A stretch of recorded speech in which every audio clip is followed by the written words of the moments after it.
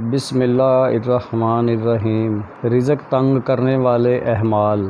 ایک مرتبہ ایک شخص سیدنا علی مرتضیٰ رضی اللہ تعالی عنہ کے پاس آیا اور کہنے لگا کہ اے علی رضی اللہ تعالی عنہ، میں بہت مالدار تھا، پھر اچانک گھر سے رزق جانے لگ پڑا، چلتا پھرتا کاروبار بند ہونے کے قریب آ گیا ہے، مجھے کچھ سمجھ نہیں آ رہا کہ میں کیا کروں۔ جس کام میں ہاتھ ڈالتا ہوں وہ بند ہو جاتا ہے، اگر سونے کو بھی ہاتھ ڈالتا ہوں تو وہ مٹی بن جاتا ہے۔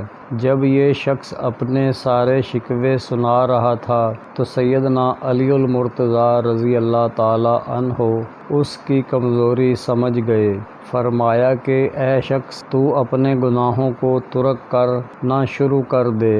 تو گناہوں کو ترک کرنا شروع کر دے گا تو تیرے گھر میں رزق آنا شروع ہو جائے گا، تیرے اٹکے ہوئے کام ہونا شروع ہو جائیں گے۔ وہ شخص کہنے لگا کہ آپ مجھے اشارہ دیجئے، میں کیسے گناہوں کو چھوڑ دوں؟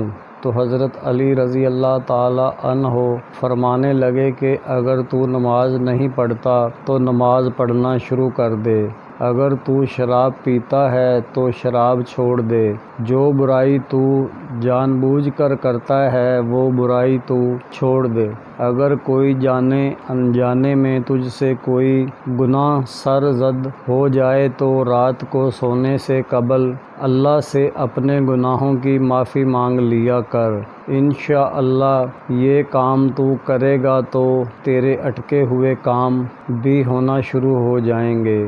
بیان کیا جاتا ہے کہ جب اس شخص نے ان باتوں پر عمل کرنا شروع کیا تو اللہ تبارک و تعالی نے اس کے بگڑے کام سنوارنا شروع کر دیے۔